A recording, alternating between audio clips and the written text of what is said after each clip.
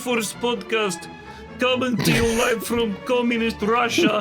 It is best podcast. In Russia, podcast, listen to you, or something. Let's start again. That was great intro. What are you talking about? Suka. Are you a member of the ROC? What is it? The the ROC. Russian Olympic committee. This is a disgrace. Russian Olympics, we never cheat. Some of these guys and gals just got really big really fast. That's how the cookie crumble. We put it in the cookie. We put it in the crumbly cookie. That is how it crumble into giant peoples. They can lift much more than other peoples. They can run much quicker and swim like a fish. I haven't watched any actually. Really? I watched the Olympic opening ceremony. Oh Did man, you guys I'm really watch that? different. No, I didn't actually watch the ceremony. Funnily enough, but because I'm up at like 5 o'clock every morning, and it's covered extensively on BBC One for like most of the morning in the UK.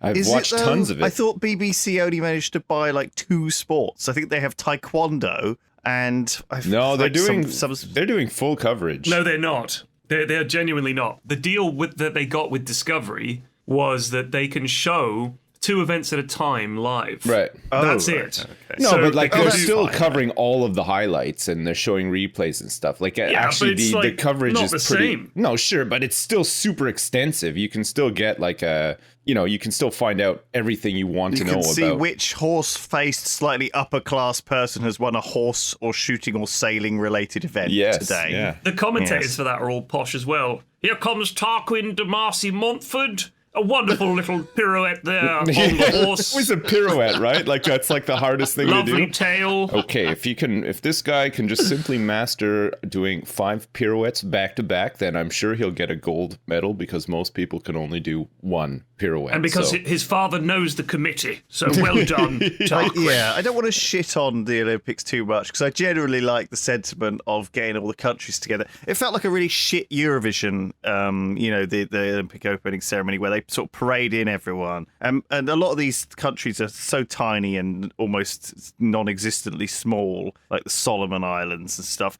And it's just 3 guys in suits with their 1 or 2 Olympic people, or sometimes they didn't even turn up, because they're like, well, we got a race on day 1, so I don't want to do the Olympic opening ceremony. So actually quite a lot of athletes don't bother. Even like in the commentary team, they had like various sort of ex-Olympians, and they were like, yeah, we don't bother going to the Olympic opening ceremony because day 1, it's, we got a race. Day 1, and, we're having a big shag sesh back in the Olympic Village. Day 2, shag sesh. Day 3, shag sesh. Well, I hope not, because I found out that one of the gold medal Olympians was skateboarding is 13. Oh, Jesus. Wow. Well, obviously they're not invited, but Christ, I mean, everyone else. I didn't know that they could. I knew that some of the athletics, like floor people, have conventionally been very young. But man, that is pushing it. What's the age limit? Hey, Timmy, we're all going for milkshakes after the event. Meet us at Bob's Milkshake Parlor at 4 o'clock. He shows up. Nobody's there because everybody's off having sex. Just tricked him. Just Gotta get rid of tricking that him. fucking kid, man. Get rid of that kid so that we can get back to fucking in peace, for Christ's sake. Oh, shit. But no, it was incredibly strange, the Olympic opening ceremony, because obviously it's in Japan and I wanted to watch it. And I got like, I made sure I was like, 'cause it started at 12 a.m. or PM, lunchtime. Yeah. So lunchtime. And that was like 8 o'clock in Tokyo. And they had a lot of sort of traditional stuff, like some guys like bringing in woodworking tables and dancing around them for a bit, which was terribly boring and went on far too long. And then there was some kabuki theatre stuff, which was quite interesting, and there was some weird songs and some like interesting people. Obviously, that we've got no idea who they are, but they're famous Japanese people. They did all the traditional stuff, right? Like they passed the torch on to like 20 different people, ran it around the stadium a few times. Loads of people touched it and licked it and kissed it. Yeah, went all over the place.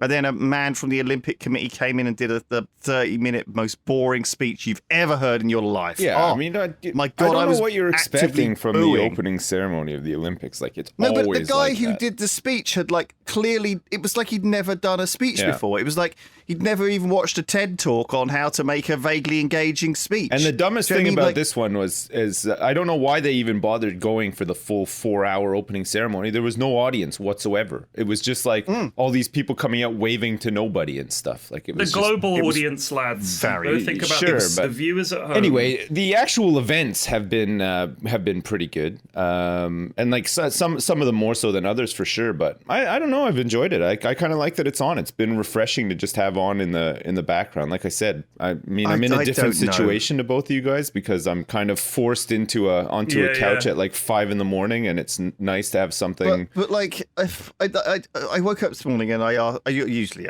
try and avoid it nowadays, but I asked What, Alexa waking for up the in the news. morning? And yeah, I'm hoping one day I just won't. No, so Alexa told me that 2 people I'd never heard of hadn't won medals. They'd come fourth, Right. and I was like, well, I didn't need to know that. Not everything has to be about you, What use Lewis. is that? Yeah, though? what? So what? So what? No, but so basically, what use is you're it only that 2 happy. people I've never heard of didn't fucking win You're a medal. only happy if Give Arnold me less Schwarzenegger news. wins What it. else has happened? You know, a man in Slough went shopping and didn't buy bread. Like, I don't need to know this. Yeah, but Like, it's imagine if there are useless. people out there who are very interested in whether that man from Slough Not won me. bread. Yeah, but it's not about you. Well, I feel like I'm pretty clued up. Like, I watched the opening ceremony. I've done more You watch research the than opening most ceremony. people. Well, You yeah, should there you know go. everything. Yeah. Well, I don't know all these hundreds of upper class toffs who live in a country house and go, oh, shall we pop out on the laser for the afternoon, Sandra?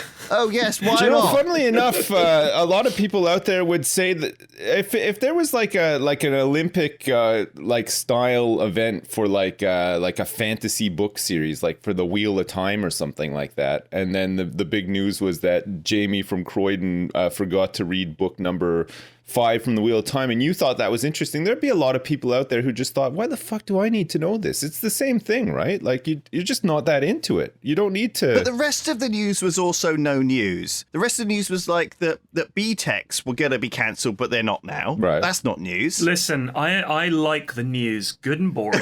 I want it good and boring. There was at least 30 seconds about how the UK Met Office has decided that climate change is real. Yeah. And it's like, Wait, we so knew that. previously they were on the fence? Well, no, but exactly. No, they weren't on the fence. It's just doubling down on stuff we already know. I was a climate change denier, like hardcore, up until Alexa told you this morning. not even until then. Last week, the temperature reached 32 degrees here, which it was too hot. Like the houses over here are not designed for 32-degree heat, right? Like, They're I'd say actively melting. 99% of the rest of the year, it's just miserably mild over here, which is fine by me. I'm used to it. So when the temperature peaks over 30 degrees and my house becomes an oven, it's insufferable. Like, I just couldn't. That was your tipping point. That was my big tipping point. Yeah, that's when I thought. I think a lot of people. It's kind of like all those stories you're seeing now with anti-vaxxers who are laid up in hospital with COVID, who are like, "Oh my God, please get the vaccination. I've been a changed fool." my mind." Yeah. As they're dying. I'm like that with climate change. I'm just joking, by the way. I do believe in climate change. I've also been thinking about Olympic sports. Like, there aren't as many as there are. back on right? it. Yeah. There's He's fucking back. loads, right? There's like 300 medals worth. There's like, swimming 200 meters, swimming 200 meters with a different stroke, swimming 200 meters with a different stroke again, swimming 50 meters, because apparently that's different. Do you know what I mean? Like, they're all swimming 250 meters, however you like, but everyone just swims the same as the other ones. I don't know. There's a lot of duplication, right? And I feel like, obviously, a lot of athletes go in for multiple, and they come out, oh, this guy's got 17 gold medals this year. Like, I agree, that's fine. And I also, more sports, sure. Add skateboarding, add them, get them in, right? Yeah. Like darts, where's that? Why isn't that in there? Well- But I think maybe they should add, like, I don't know, more stuff that we're used to doing, right? Like changing your electricity provider. That feels like something that people do a lot. So you just because want an they have to. everyday man Olympics. You want like a dad Olympics sort of thing. He wants something Yeah. that he could fucking conceivably win. Right. That's the thing. Just thinking selfishly. No, not selfishly, but more just like to level that, because you don't have to be an upper class toff with an inheritance to go to the Olympics. The lad that was doing Taekwondo was some lad from Doncaster. There's a lot of non-toffs. You just need a fucking dressing gown to do Taekwondo. You don't need $1 million yacht on a private lake. Do you know what I mean? Right, but to be fair, that's most events. It's just a lot of Olympic events, and a lot of the athletes that come up through the Olympics are kind of like discovered, though, right? Like, it's not just you go to a posh school and then that's your ticket into the Olympics. There's tons of people who are not at all posh that become athletes in the Olympics because they've got good programs over, like in the UK for sure. They've got the lottery funding. They have made a huge difference. They have a lot of really good programs to produce. I hope so. Olympic athletes. I hope so. I'm a bit cynical towards it, but it definitely does feel. No, there's like a 21-year-old guy from like Leeds or Hull or somewhere like that. Won gold in like mountain biking, which is just like, and he was just like, he was kind of scooped up to compete in a cycling event, not even particularly mountain biking. He just chose to do mountain biking because he liked it more than the others. But his lead up to the Olympics was like 6 months. Like, he wasn't training for 4 years with this dream and stuff. He was just like on the off chance somebody was just like, holy crap, you're really good at cycling. Like, come and do this training and come and compete. And he's just like, yeah, okay. And he won a gold medal. So it's like the stories are different across the board, like, for sure. It's not always the same. I watched the fucking skateboarding. What a pile of wank, honestly. It was so boring. Yeah. There's been no progress in terms of tricks in 40 years. No, it's the same fucking shit. It really they grind a thing. It peaked in the 90s. It's just boring. It's just not as popular as it once was. Maybe I don't know why they should have had it in the Olympics when it was big in the 90s, right? Like, they should have been on the ball instead of X Games or whatever they used to have. To just finally introduce it in 2021 is just a bit, I don't know. I'm glad that it's in, but I agree. I think it's not as exciting as it was just super boring. Maybe would have been. A lot of the Olympic sports are and have become very impressive. I think watching any of the floor stuff or like a lot of the diving is pretty nuts. Fucking gymnastics as well. That pommel horse and all that shit. Like, it's insane what people can do. They're flying all over the fucking place. Nuts, man. Holy crap! Really cool. Yeah, and I like watching like the sprints and stuff. Yeah. And I'm not so into anything where it's just a long run. No, what is that? But even that in itself is pretty impressive. I mean, like some of like the longer distance, like cycling stuff and everything. It's just like, it's all different disciplines. It's all different. I lose perspective though of the.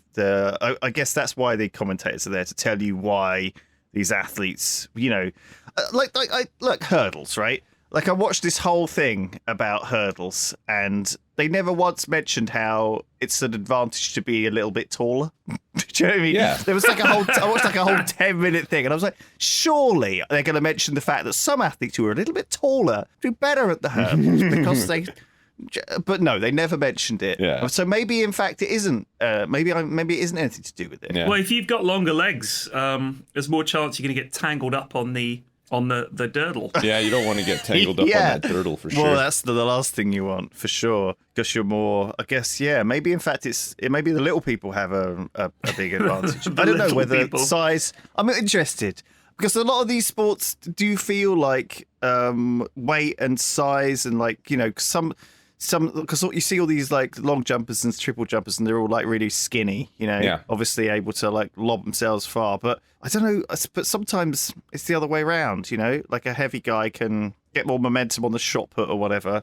I'm just interested in that sort of stuff. Yeah. And I like that. I can understand it. Like I can almost in my mind, it's like you can min-max, like if you're training for an event. Well, yeah. You train for something specific for so long and you build up all the muscles that you need for that one specific thing. I think something that's really interesting as well is I was watching like they do these segments, like these kind of like athlete profiles in between some of the highlights and stuff in the coverage. And there was this young girl, I think she was like 16 or 17 years old or something. And she started by being really good at playing football. And she was just like dominating like all of her school teams and everything. And her parents are just like, what the hell do we do with this girl? Like, she's just like insanely good at football. Like, how do She's we... become obsessed with non-womanly pursuits. We must put her in an how asylum. can we get her into something that'll like actually challenge her, because she's just like walking over all these people. And then she decided at the age of like 15 that she wouldn't be able to be in the Olympics. She went back. She went younger. No. This is the lead up until her being in the Olympics, right? So she decided like at a younger age, she's like, okay, well, I won't be able to be in the Olympics if I just play football. So I'm going to start doing kickboxing or something like that, like with a view of getting into like maybe Taekwondo or something. And then she became like some superstar kickboxer, just demolished everybody and stuff. And then she was still like, there's no kickboxing in the Olympics. I'm just going to get into normal boxing. And now she's just like some gold medalist boxer. And it's just like, what? Wow. When I was that age, I was just like picking my nose and like not doing my book reports and like smoking behind the bike shed. You know, like I don't know how you have that much ambition at that age. It's just like some of these people are just like superhero levels of, I don't know, like they have some sort of like foresight or I don't know what it is. Like they're just like, I don't know, like there's like miracle people. It's true. They drive it often as well. Yeah. It's not like, I mean, everyone assumes, it's their parents pushing them into it. No. God, my parents tried to push me into stuff, and I was like, yeah, same here. God, they paid a lot of money for clarinet lessons, and do you see me playing the clarinet on a daily basis as an adult? Hell no, you don't, because that shit sucks. Like that really sucks. I don't want to play that shit. Why isn't that in the Olympics? Yeah, why? A lot more kids would be keeping up those clarinet lessons if they could win a bronze medal. Yeah, absolutely. Clarinet. Toot! Oh, that's a gold medal winning toot right there. Oh man, the commentary team. Oh yeah, back in the 80s, our clarinets we had to make them ourselves out of bamboo. God, they all have all these weird fucking stories. They of always how do. Yeah, times have changed. Yeah, there's been some good ones though. There's the rowing team, the women's rowing team. They did a profile on her name is Helen something. Sorry, I can't remember her name, but it was still very interesting because she'd won the gold medal in rowing in Rio, I think it was, and then she'd planned on not competing in Tokyo. So her and her husband had twins. They already had a son, and then they decided that they were going to have another baby, and they had twins. So she was just like juggling, like trying to feed these newborn babies, sort of like home life, working life. Her husband was still like looking after kids, doing all this stuff. And then she decided that she was going to compete in the Olympics again. So she had to go start training and everything all over again. And this is like coming back from not have done any training. She'd put on a bunch of weight from being pregnant and everything. She was totally out of shape. And she's just like completely turned it around. Qualified and everything, made it to the Olympics, and now her and her partner are like in the finals for the rowing. It's fucking insane. Like the drive. Yeah, they came fourth. They're the ones I'm talking about. Oh, is that them? Yeah. They came fourth. No, there's no way. They should have at least gotten a silver medal, right? If they made it to the finals. No, they. I guess there's a lot of people in the rowing final, right? There's a lot of teams. What is it, like 6 or 7 teams or something like that? I don't know, but I think this is because they had a message she had a message for her kids on the radio or whatever, and I was like, I can't be asked to listen to this. I don't care. I didn't know her story though. Her story is so good though. Like it's a shame. It would have been such a nice one for her to win. I just wanted her to be like rowing with like whilst breastfeeding, like full on like not far off. Honestly, mom. It's insane. Like, so what is she the drive first mother to be on the Olympic team or first mother to row for Britain? Yeah, something like that. Yeah, but it's like it's so get this insane. Right. There was this guy called Laszlo Polgar. He was a Hungarian educational psychologist and chess master. Right, he was a very good chess player. Sure, and he had this idea that he was an educational psychologist, so he was really interested in how to train kids and stuff like that. So he probably had some really wacky ideas. The government put them all in place, and it caused massive disaster because it was all theoretical garbage. The children of Hungary were never the same again. Incorrect. But here's what actually happened. His claim was that if you start training a child, this is this premise that he had. Any child has the innate capacity to become a genius in any chosen field, as long as their education starts before their 3rd birthday and they begin begin to specialize at 6. Yeah, I think that's about right, isn't it? Like a lot of these like child prodigy people who are great at certain things always start from a very young age, like around 5 or 6 years old. That's right? so insanely young. I mean, I have a here's the 5-year-old. proof. I can't even get my 5-year-old to reliably go to the bathroom properly most of the time. So I don't know how people are starting to train them to play chess and stuff. It's insane. Well, I tell you what, his 4-year-old daughter, when she was 4, she quite liked the little chess pieces, and she thought this is fun. Everyone said this is bullshit, Laszlo. This is never going to work, mate. Your daughters are never going to be chess grandmasters. Women can't play chess. You're an idiot. His 3 daughters were considered some of the best female chess players of all time. His eldest daughter is considered the best female player of all time. She was the only one ever to be in the top 10. Wow. And his second daughter was the second best chess player of all time. And her name was the Queen's Gambit girl. Can't remember her The name. Queen's Gambit girl. Her name was Magnus Carlsen. What was her name again? I did it. Beth So Harmon. it's That's right. very possible to train people, according to Laszlo Polgar. Just Yeah, think no, about I it. mean, I think if you want to, if that's the road that you want to go down, I agree with him.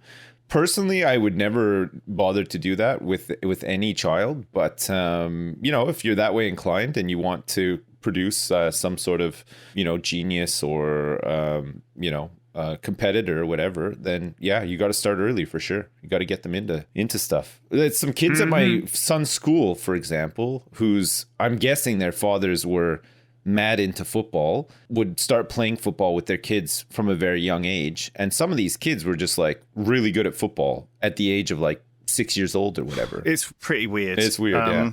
I guess like before you even know who you are a prodigy at something, according to this guy, which is pretty weird, right? Yeah. Before you don't even have a choice in the matter because you're just so used to already doing this that you just feel like this is your whole life, right? Yeah, well, I guess a lot of people, don't remember their childhood. And so I feel like it's not exactly autopilot. There are obviously, kids are aware of themselves and know what they're doing and know what they like and don't like and stuff. But I think, they're obviously kids. They don't know, I think if they're easily led and easily tricked and easily guided to be something. And I think a lot of, you see it in Hollywood with child actors, I'm sure, being pushed into it and not wanting to do it. But then once that's it, you're that. I think it's got to be tough, right? If you reach 15 and you're a chess prodigy, you better be willing to do that for the rest of. Well, not necessarily. You don't have to. Yeah, I think it's also if you're good at something. If you're good at something, that has to make it more pleasurable than if you're shit. I mean, if your kids by the time they're 15 are considered the worst chess players of all time, maybe it's time to give up and they wouldn't do it.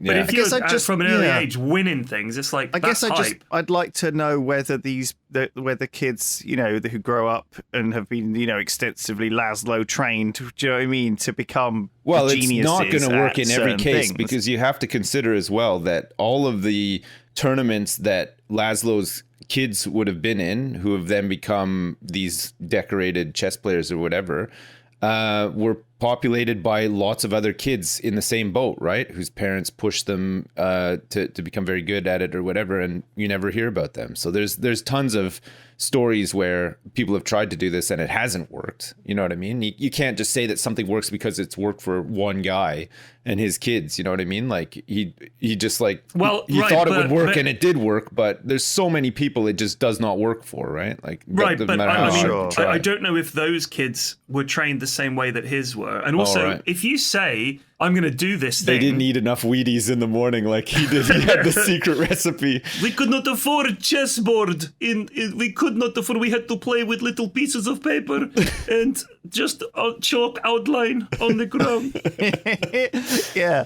It's like you hear these stories about Brazilians who's had to learn to play with a golf ball or something, do you know what I mean? Because they couldn't afford a football and stuff like this, and becoming very good because of that. But I wonder how much of it is a kid saying something once, and then the parents getting that in their head that that's what they're into, and then it becomes the thing they do all the time. Do you know what I mean? Or and also how happy these kids are once they've grown up and things like that. I don't know anything about it, and I don't know whether it is a positive thing to have this life goal and this thing this history and this thing you're really good at. Is it really satisfying to be a teenager and have like this just thing that's always been, as long as you can remember, something that you've done and are knowledgeable about, and have like a, is that, almost like having a second language, just coming with you. Like, I'm sure a lot of kids do grow up bilingual, and kind of it's useful and handy to have that, right? Yeah. And I wonder what they You know sacrifice. what? That always felt like bullshit to me when there were kids at my school who, for one of their A-levels, they would take whatever language their parents spoke. So there was a kid who had German parents and he took German A-level, and of course he got a fucking A. That's like, that's going to help him get into university.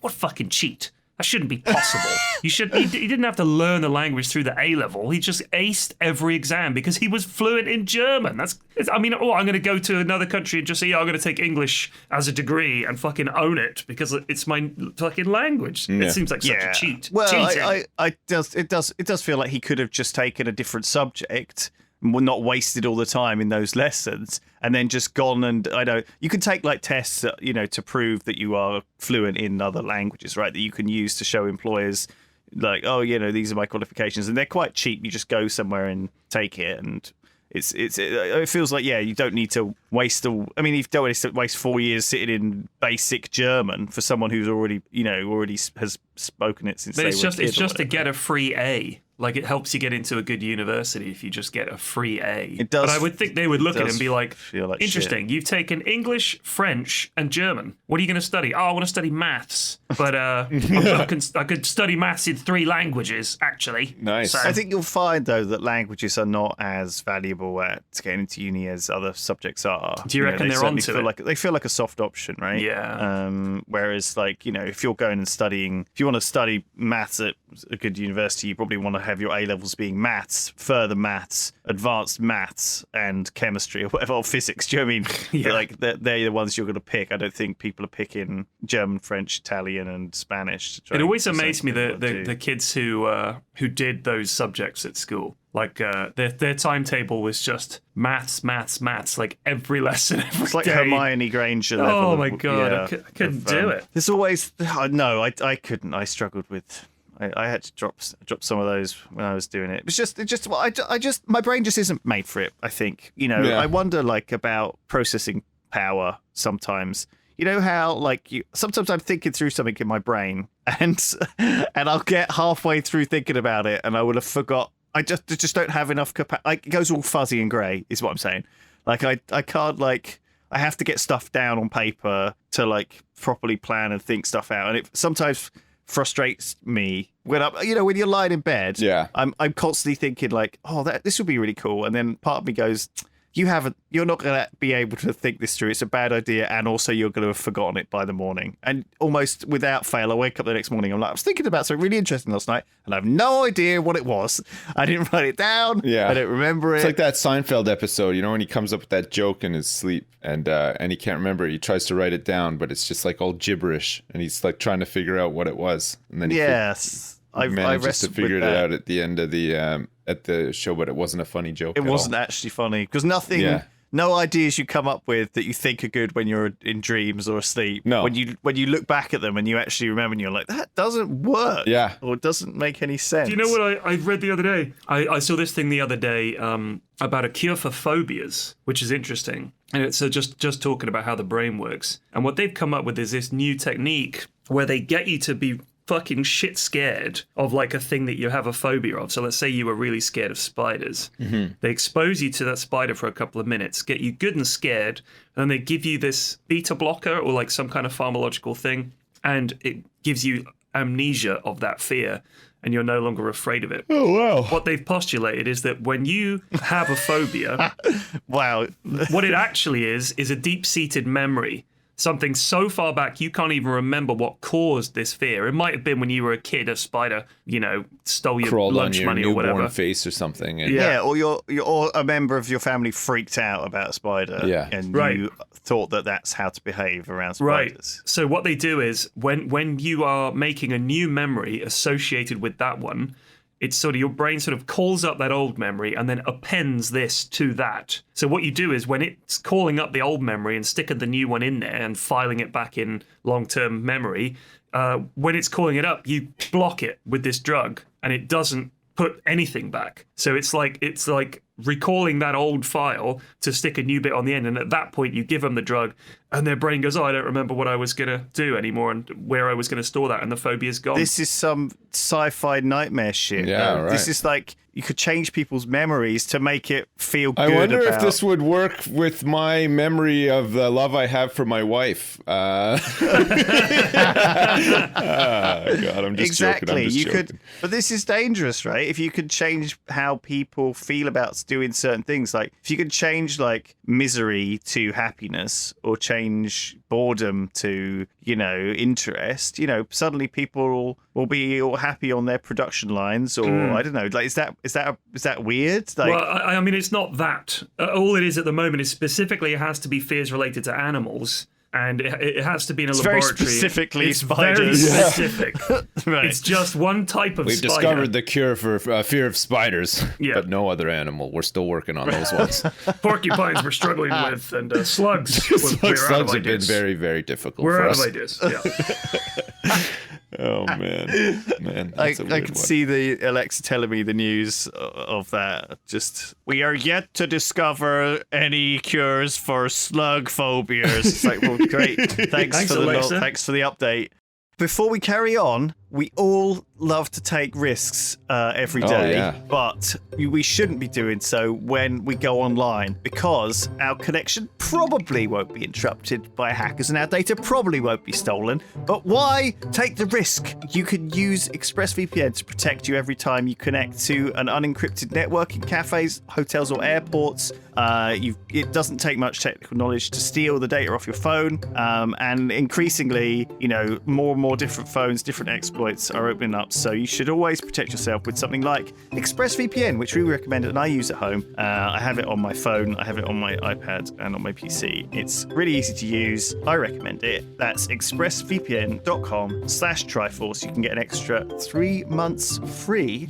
So why not secure your online data today by visiting expressvpn.com/Triforce. Get some online insurance and protect your valuable gubbins on your internet. Man, I gotta keep my gubbins secret. I gotta keep my gubbins safe. Yeah, look after Yeah. it and keep it quiet. Don't let anyone Keep it quiet. sniff it. Yeah, keep it to yourself.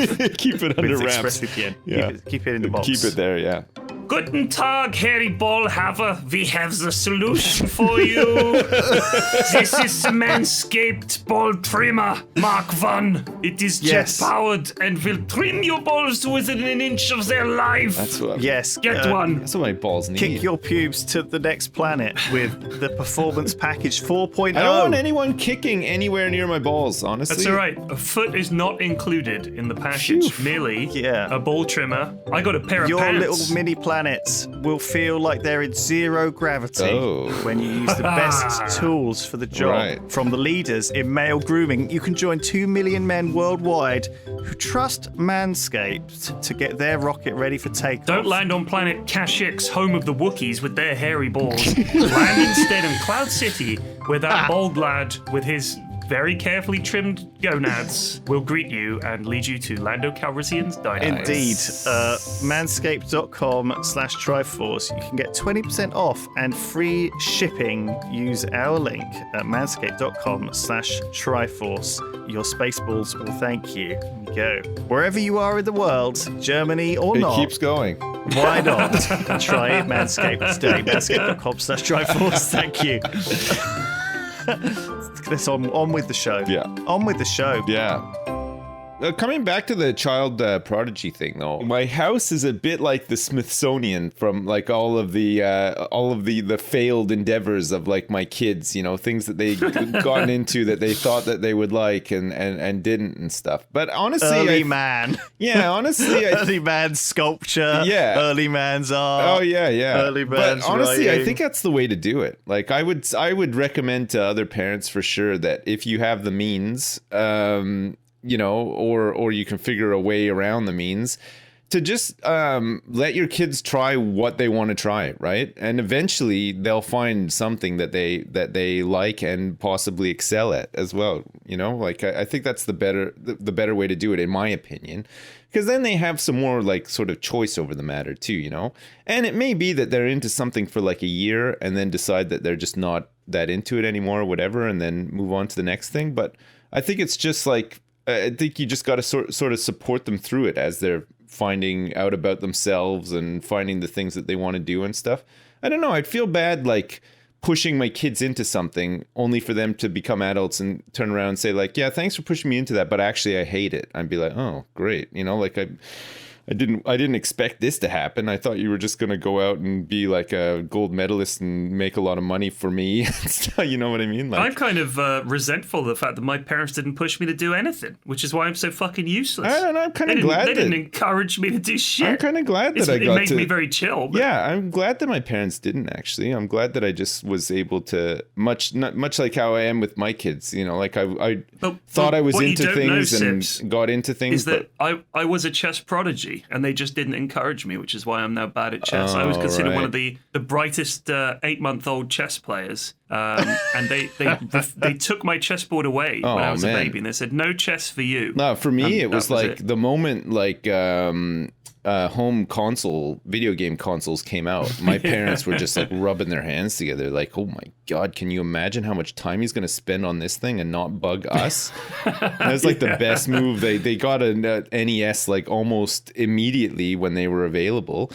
And the rest is history, baby. I spent like every day playing copious amounts of Nintendo, and like it was great. Yeah. Well, you could turn that into a video game career these days. You know, rubbing their hands together, absolutely. thinking this guy's going to be a Fortnite pro. Well, I mean, unfortunately, there was no Fortnite back then. I mean, I don't know is there like a competitive scene for like Kid Icarus or Excitebike or any of like the classics? Probably not, I guess. Kid Icarus. Yeah. You know, there were a lot of Christian NES games and games that came out in that era. There was a couple, they were trying to encourage kids to be mindful of Jesus and all that stuff through platform games, which I thought was quite sweet, really. That they were like, we must break into the video game market and spread the word of the Lord. But the games they came up with were just all shit. Yeah. Like, I feel like if they really want to do it, they must have. The Catholic Church has got a ton of money. They all have. Invest in a good game. Christ Knight. And it's like Fortnite, but you have to go around blessing people instead of shooting them or whatever, and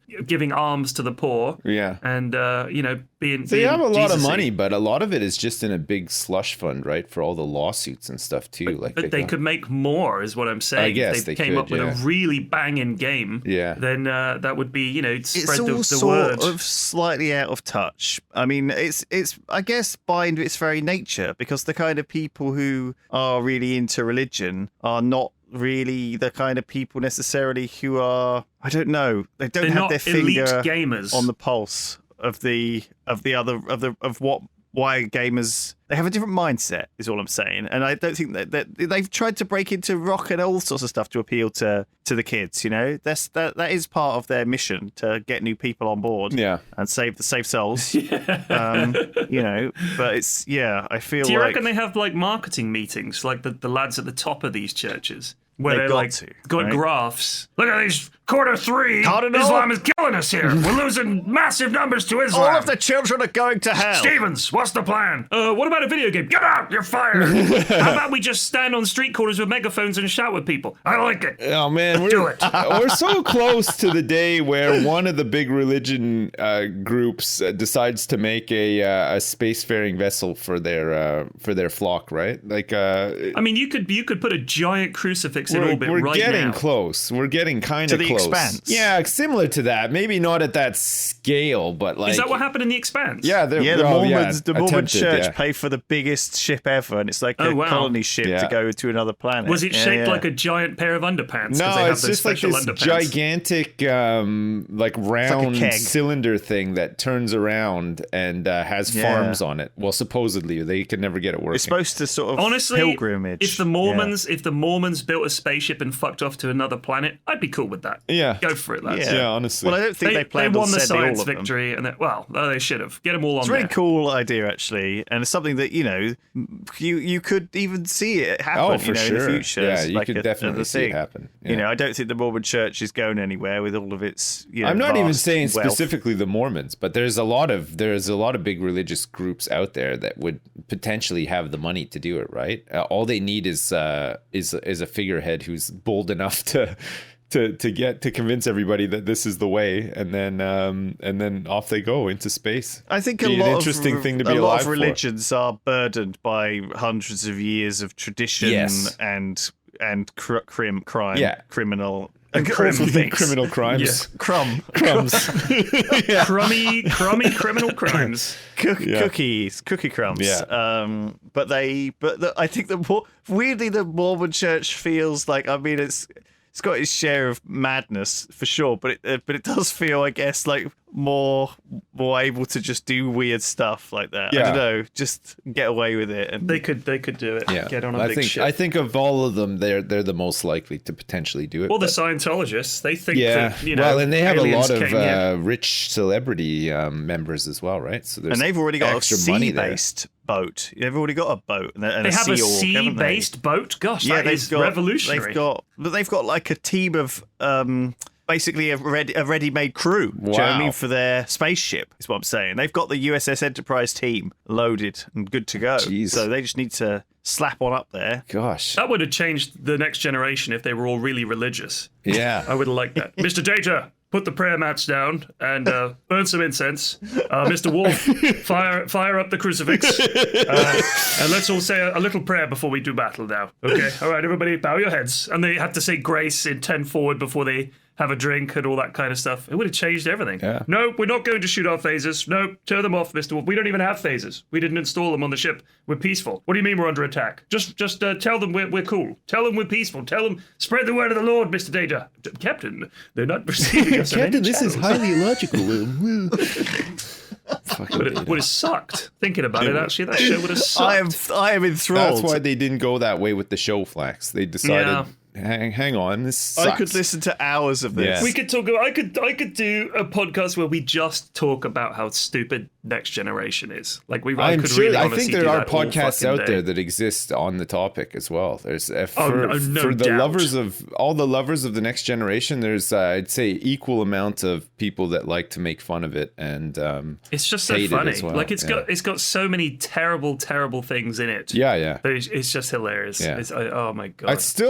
It's still the best Star Trek series though. Like I loved it. It's so fucking love good and bad at the same time. It's just. But there are so many bad episodes. Oh yeah, so many bad all episodes. those ones where they go back to like Prohibition era Chicago, or like Picard goes on his fucking horse riding trips in the holodeck and shit. Like, oh man, anything with a lot of the episodes with Q in are awful. Picard, he's like dressed as Napoleon, and it's just like, oh fucking. It's when it's those times where like when they're in the thick of it and everybody just like they knuckle down and they're getting the job done. Those are the best Next Generation episodes, right? It's when they have a lull in the action and then Picard is painting or playing the flute and stuff like that, and you're just like, all right, you guys clearly need something to do at this point. Like you're just got your thumbs up your asses. You're sitting on this state of the art starship. Like, come on, get out there and boldly go where no one has gone before. Let's get on with it here. Like, we don't need 3 episodes of you guys just like stopping at an Arby's in space and having a rest. Oh, they got to travel. Yeah, I do kind of like the idea that sometimes there's just no shit happening. They're just literally motoring through space. Yeah, we've got to go to this starbase and drop off a letter. Apparently that's a job now. Yeah.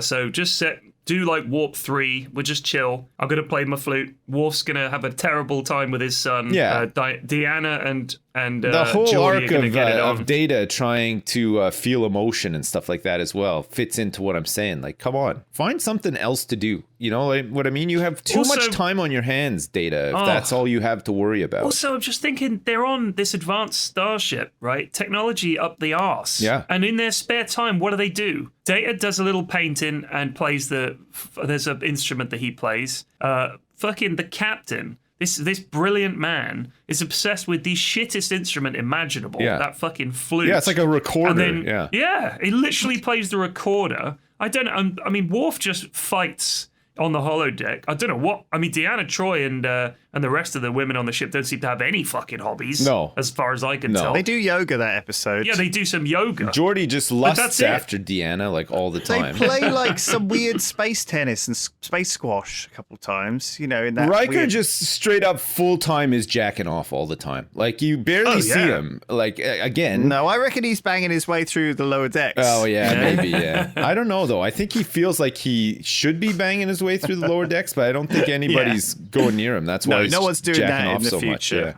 Much, There's no jock kind of attitude. No.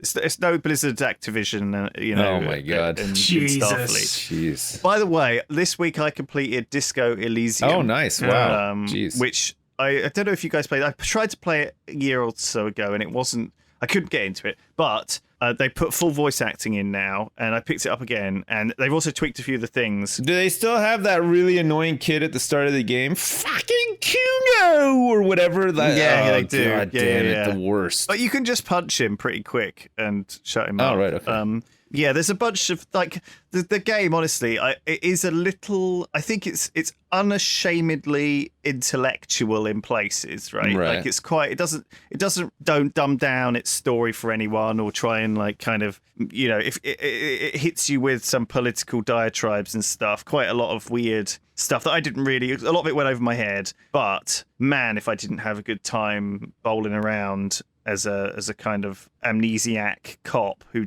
is kind of trying to solve this murder in this kind of weird place, but kind of can be. You're kind of encouraged to just say and do weird shit. Yeah. And it's very It's a nice, very depressing refreshing. atmosphere, that game. Very depressing, very, very depressing. But there are lights in the darkness, and they are kind of rewarding. And so I finished it yesterday. It's hailed as one of the greats. Like everybody that's played it, reviewed it, whatever, says that it's an amazing game. I'm kind of the same as you. I played it a bit. Yeah, I got into it a little bit, but not enough to keep playing it. And it's just something it does I have feel to... like a very modern point and click in a sense. Like I didn't really have to put skill points in. I didn't really have too much. I played as like intelligent-y guy, right? Rather than emotionally guy, and so I had to read a lot more backstory and stuff. But I actually didn't hate it. The voice acting really brings it to life. Oh my god, like so much more because everyone has it's this melting pot of cultures, right? There's like kind of the idea is it's like this island state which was communist and then got invaded by kind of sort of a coalition of nations, and it's got this whole. Apparently, the guy's writing, apparently the guy wrote a whole book, a whole thing on this with this universe. Like spent a long time on it, and it really didn't go anywhere. Right. And then they used it for the game, and it was a bit of a risk. But then the game obviously did very, very well. And now apparently there's going to be a resurgence show? for interest in the books and stuff. I guess. I think there's a TV show or something being made on it. I could be wrong, but yeah, Disco Elysium. I really, honestly, couldn't rate it higher. It was great. I really, really loved it. Yeah, it is worth all the hype. Nice. And I recommend just fucking. In a way, like it is depressing, and a lot of the actions you take that are immediate. Your character is this kind of idiot, and you're talking to your brain a lot, and your brain's telling you to do the dumb stuff that you are, like you're told to do. Almost like when you're standing on the edge of a cliff and some voice tells you, "Oh, jump!" That call of the void. It doesn't mean you're suicidal. It just means that. Your brain is considering it as something that you might do, and rationally that it's a terrible idea, but like you still imagine doing it because that's kind of how we were. That's how we're humans. We're constantly full of like looking forward and seeing what our actions would result in. It's part of who we are. And we can't stop it, right? So it has got a lot of this stuff where you are.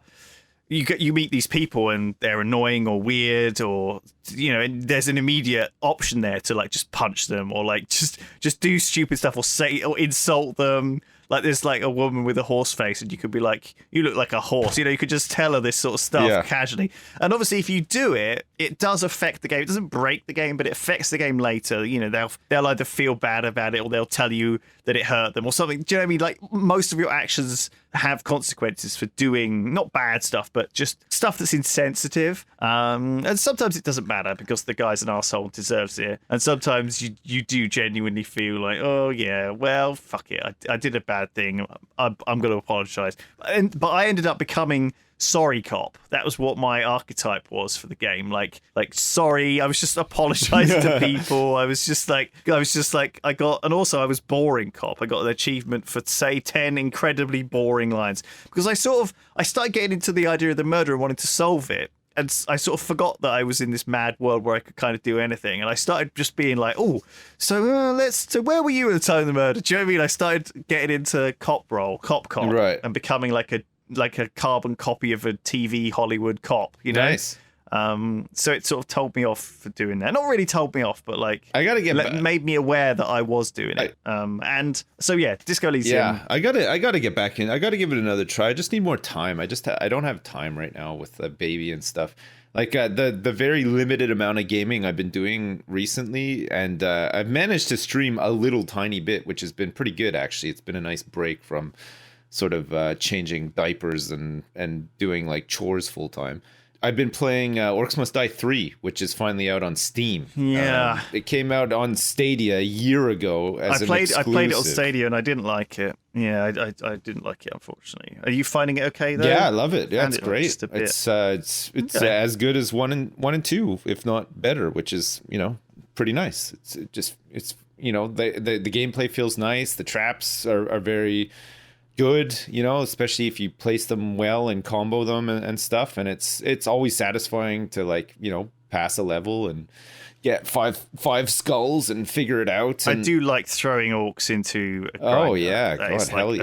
I've never played any of them. Oh, and also just a counterpoint, I couldn't stand Disco Elysium. I'm sorry. People. Yes, you got like 10 minutes in and you just thought it was the dullest, wankiest. Yeah, so full of itself. The dialogue and the story was just so I think you have to get pompous. past a certain point to start to really get into it, which if you can survive that long is a great payoff. But a lot of people, there's quite a few people out there who probably agree with you as well, Flax. Like good on them. I would be one of them, but I actually would like to get into it because I hear it's great. I mean, I've heard all these great reviews and stuff, and like I said, I did try to play it, but it just drove me up the wall. Yeah. It was just the dialogue and all the descriptions and everything was so excessive that I just thought I haven't actually got time to fucking think. It's just so much just wank thrown at you. That was how I felt. Apologies. Well, no, I think I felt a similar way the first time I tried it, and I came back and I think once you get, I think it is quite wanksy and up itself and intelligentsia kind of. I'm too stupid for it, is what you're saying. You're right. No, I think it's not. I think you're right. I think it's a bit Rick and Morty in that sense that actually it isn't that complex, but I think people like to talk about it as if it is and feel like it's a poetic thing. But yeah, I don't think I'm excited for the TV show. Honestly, I didn't particularly like a lot of parts of it, but I did enjoy the fact that it does feel like you can go through the game as a disaster of a hero, just drinking, taking drugs, punching people, doing karaoke, being shooting stuff, being the bad guy if you want to. The fact that you can walk through this crazy world as somebody who is actually crazy, and most games don't let you do that. No. Yeah, that's true. Yeah. It just felt so refreshing to have those options, because you always see this shit in Fallout and there's other options to pick the bad option, and oftentimes it punishes you immediately, when you pick the bad option, and you're like, oh well, I guess I'm a nice guy, I'm just going to be nice to everyone now, I'm playing nice guy, like that was the common thing in Mass Effect, you could pick a bad thing and it would immediately go wrong. Whereas in this, there's always a funny, weird thing that happens when you do it, and the bad options are always the most interesting. And so, I had a crazy smile plastered on my face for a lot of it, much like the character has. And I recommend it. But if you don't like it, don't bother. Nice. It's up to you. I'm not your dad. That is enough. Thank you for listening. As always, if you want ad-free, we're on Patreon, Triforce Podcast. You could also get new episodes every Wednesday on Spotify. Oh my gosh. Is that? Can't believe it. Thank you. We'll see you all next week. Bye. Goodbye. See you tomorrow.